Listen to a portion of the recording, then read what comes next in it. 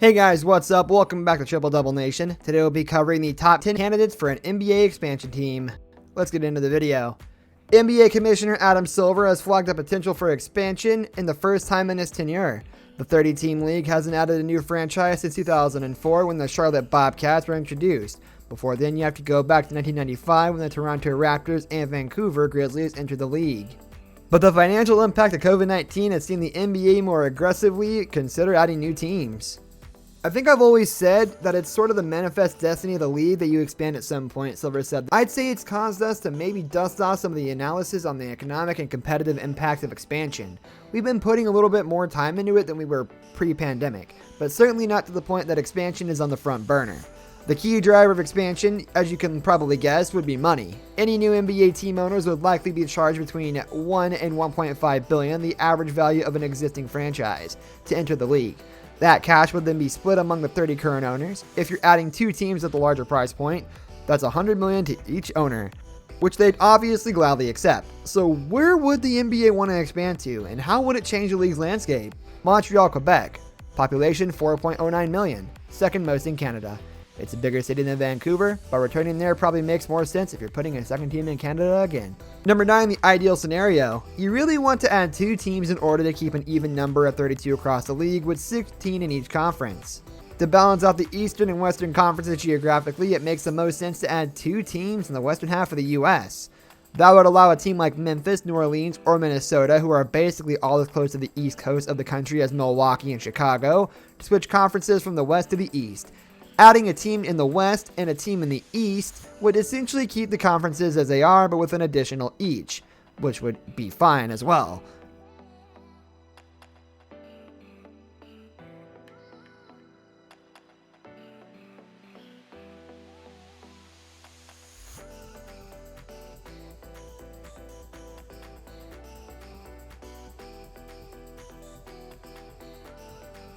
Number 8, the leading contender, Seattle, Washington, population 3.98 million, 15th most in US. It's impossible to imagine the NBA expanding without returning to Seattle, who saw their Supersonics relocate to become the Oklahoma City Thunder in 2008. The league almost returned to the Pacific Northwest in 2013 when the Sacramento Kings were up for sale, though they ended up remaining in California.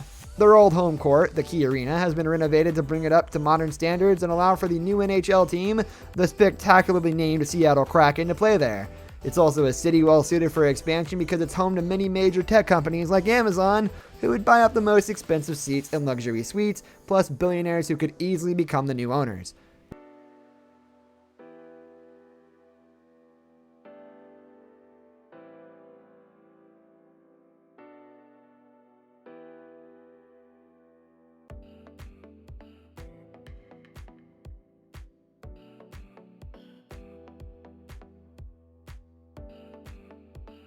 Number 7, the chasing pick, Las Vegas, Nevada. 2.26 million population, 28th most in the US.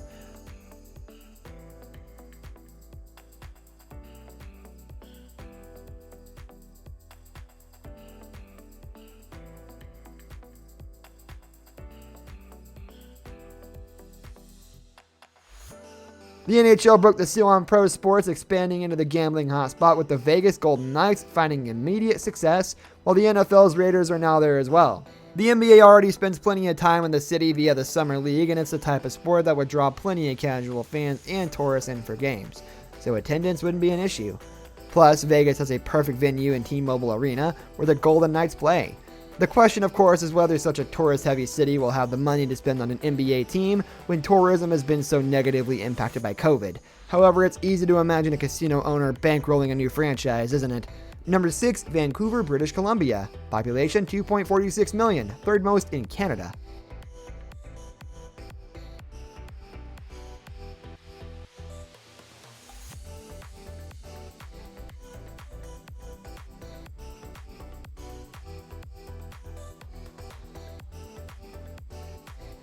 Much like Seattle, the NBA could return to the Northwest of the Americas if it hands the franchise to the former home of the Grizzlies.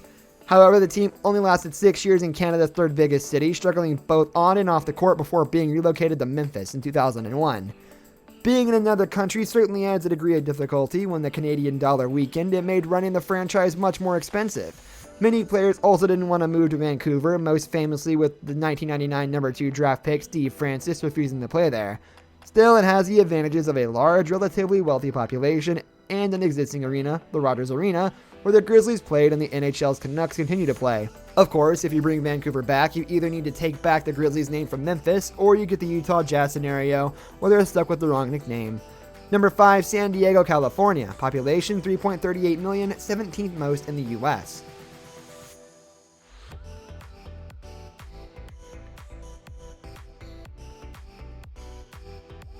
The Southern California city has hosted 2 NBA teams before, the Rockets in the late 60s, early 70s, and Clippers in the late 70s, early 80s. But more recently, teams have been leaving rather than coming there. It's arguably undeserved by US pro sports now that only baseball has a team there, the Padres, following the NFL's exit when the Chargers moved north to Los Angeles. But the problem has been venues across multiple codes. The Chargers wanted a redeveloped stadium and didn't get it. And without an NHL team or a major university providing a suitable arena, there isn't an existing venue to use. Former NBA Commissioner David Stern said San Diego wouldn't be considered by the league until it built a new arena. In August this year, the city revealed plans for a world-class venue, but that's still a long way down the road. Number 4, Louisville, Kentucky. Population 1.26 million, 46th most in the US. There are no pro sports teams in Kentucky, but it's a basketball hotbed, with both the University of Kentucky and University of Louisville finding success at the college level. Louisville previously hosted an American Basketball Association team, the Kentucky Colonels, yeah, we know, who were extremely successful. The city was in the running for the Grizzlies when they relocated from Vancouver, as well as hosting the 30th franchise, which ended up being placed in Charlotte. There are also existing arenas to use, including the 22,000 capacity KFC Yum Center. The city is home to Yum Brands, which runs some 43,000 fast food restaurants around the world, so it has the corporate backing needed too. Number 3, Mexico City, Mexico. Population 21.3 million, most in Mexico. Further international expansion is a dream of most US sports leagues, with the NFL's ventures into Europe the most adventurous so far, but there would be a definite first mover's advantage for whichever league first heads south to populous Mexico, and its capital Mexico City. The NBA has already played games in the city, and in the late 2019, an agreement was struck to enter the Capitanes de Ciudad de Mexico, the Mexico City Captains, into the developmental G League. The problems are relatively obvious. It's harder to expand internationally than domestically, and it's still pretty far away from most NBA cities, being a 45-hour flight each coast.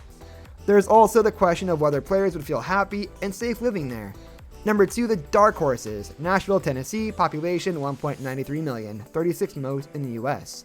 A sizable city with an emerging technology scene, which would help with corporate backing, but it already has 2 pro sports teams and probably isn't big enough for 3. Plus, Memphis is 3 hours down the road from the same state. Number 1, St. Louis, Missouri. Population 2.80 million, 20th most in the US. Much like Nashville, it already has 2 teams, and it's not really an emerging city, more a biggish city that has teams because it always has, kind of like Cleveland and Pittsburgh. This brings us to the end of our video. I hope you enjoyed it. Hit a like if you did, and don't forget to subscribe to our channel so you don't miss out on any of our videos in the future. With that, I'll see you in the next video. Goodbye.